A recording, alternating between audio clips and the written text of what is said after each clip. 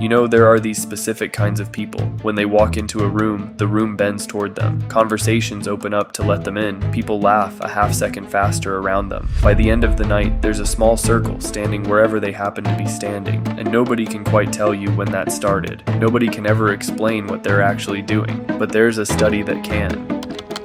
So let's say 14 people are at a long table, and you know only one of them, the person whose birthday it is, but they're at the far end. Now the conversation has already settled into little pairs, and you're doing the thing everyone does, nodding at a story you can't quite hear, holding your glass with both hands, waiting for a gap that isn't coming. Then the man across from you leans in slightly and says, "I've been sitting here for 10 minutes trying to work out how to join a conversation," and something in your chest unlocks. You feel lighter that there's someone who feels exactly the same as you, and suddenly, he's the one person at this table you actually want to talk to. By the end of the night, everyone's turned towards him. He wasn't the funniest person at that table. He wasn't the most successful, or the best looking, or the most confident. What he actually did took just about 4 seconds, and it's unusual, but far more learnable than it looks, because before he spoke, something had already happened to you. It happened in the doorway, before you'd said a word to anyone. You made a prediction, not consciously, but your nervous system ran the numbers. Every room you've ever walked into,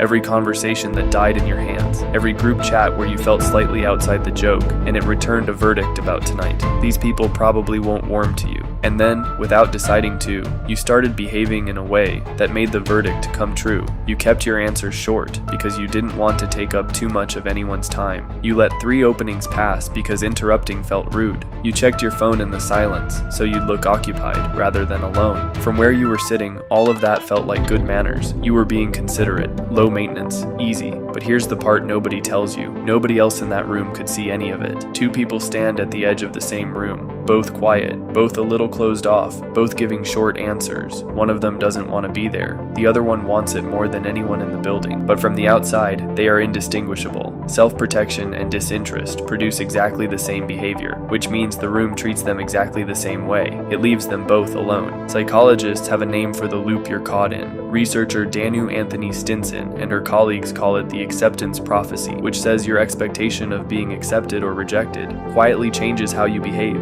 and how you behave changes whether people accept you. The belief writes the evidence, then the evidence confirms the belief. And when Stinson's team went looking for what actually makes strangers want to be someone's friend, they found something almost insulting in its simplicity. Participants recorded short videos introducing themselves to a new group. Independent observers watched, then chose who they'd want to know. The strongest predictor wasn't how impressive anyone was. It wasn't wit. It wasn't status. It was warmth, whether the person seemed engaged, responsive, open rather than guarded, which fits decades of work by Susan Fisk, who found we size each other up on 2 axes within seconds of meeting. Warmth and competence both matter, but warmth is read first. The brain asks, can I trust this person, long before it gets around to, can I respect this person? You can be the most accomplished person in the room, but if you don't read as warm, nobody moves towards you. Now here's where it gets interesting, because you might be thinking, fine, warm people are just born like that, and I'm not. Stinson's team tested that. Before pairing strangers, they handed some participants a handwritten note, supposedly from the person they were about to meet. One line. It said roughly,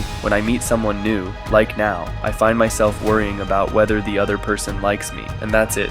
No technique, no advice, just evidence that the stranger was nervous too. And the socially anxious participants, the people who'd spent years assuming they were missing something everyone else was born with, became noticeably warmer. They were liked just as much as the most confident people in the study. So how do you become that person? You can do a few things, and none of them require becoming a different person. First, be the welcomer. Psychologist Dr. Julie Smith puts it perfectly. Don't wait to be welcomed. Be the welcomer. Everyone at every party is standing behind the same invisible wall, hoping someone makes the first move. And the lovely side effect, the moment you focus on making someone else comfortable, you stop monitoring yourself. You get out of your own head for free. Second, share something small and vulnerable. I always feel a bit awkward at these things is a perfectly good opener, and it's literally what the guy at the dinner did. A major analysis by Collins and Miller found that people who open up get liked more. And this is the strange part. You start liking them more, simply because you opened up to them. Disclosure doesn't follow closeness. It creates it. Third, expect to be liked. This sounds like empty positivity, but it's actually just accuracy. Nobody at that party is hoping to reject you. They're hoping to connect, same as you, and they're paying far less attention to you than you think. Psychologists call it the spotlight effect. We massively overestimate how much we're being noticed because everyone else is too busy worrying about themselves than to judge you. Now look back at the guy at that dinner. He wasn't doing anything extraordinary. He had the same nervous prediction running that you did, that everyone did. He just refused to obey it. He said the awkward thing out loud, and in 4 seconds, he made it safe for 14 people to stop performing. At every table, someone eventually lowers the wall first, and everyone else is quietly, desperately grateful to them. That's the whole secret. Magnetic people aren't born. They're just the ones who make it easy for everyone else.